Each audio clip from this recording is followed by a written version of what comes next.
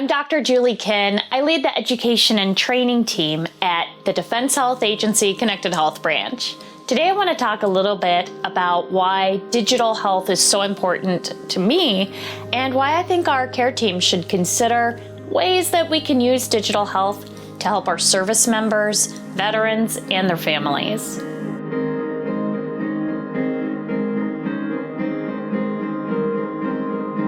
When you go to a very small high school, the teenagers pretty much take turns dating everybody there. One of my friends and I dated for a little while, and then we decided we would be better off as friends, and we were totally right. He was perfect to call in the middle of the night for terrible advice or to make me laugh.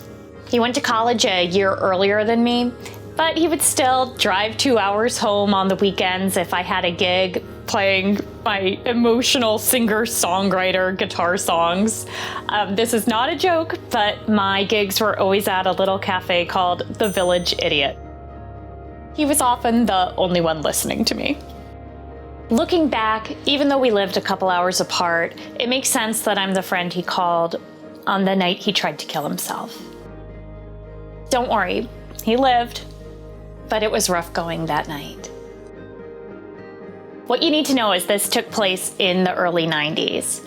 And back then, my family was pretty technologically savvy by 1993 standards. We had a home computer, dial-up internet, a fax machine, and 2 phone lines. While I stayed with my friend on the phone, my mom went into hero mode and she called first responders on the other line and searched on the internet for local resources to help him. We stayed on the line till we heard paramedics, and then we talked for a very, very long time. My friend lived and got the help he needed. I firmed up in my resolution to become a clinical psychologist if movie star didn't work out. The aspect of clinical psychology I really liked was prevention. We have this parable in the helping professions about children in a river. So here's the story. There's a small village and the children keep falling into a river.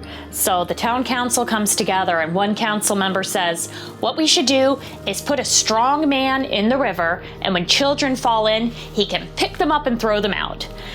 Another person says, well, why don't we look into ways of making the river more shallow so when children fall in, they can just climb out? And the third person says, well, why don't we figure out why the children are falling into the river in the first place? Maybe we should put a fence between the playground and the river. So that's primary prevention, figuring out a way to stop the problem from happening in the first place.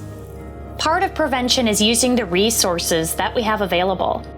In the case of my friend, it was using our technology and my superhero mom. But that's tertiary prevention. That's like lifting those children out of the river after they've already fallen in. My friend needed primary prevention, social support, access to therapy and resources and skills to help him manage his emotions and his anxiety. Now that I study and use digital health, I'm so grateful for the different apps, websites, wearables, and podcasts available that can help people like my friend.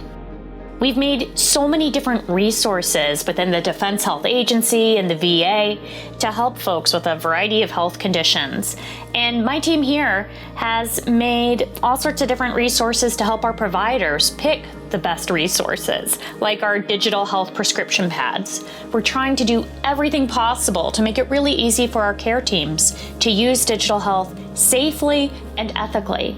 So I take it personally when a provider, especially a psychologist, refuses to consider recommending health technology to patients. Evidence-based digital health that supports our regular treatment. Why wouldn't we use every available resource to help? Especially when our beneficiaries are already carrying a mobile device in their pocket. Back to that metaphor, that parable about the children in the water. The primary prevention method is building a fence to keep those kids from falling in the first place, right?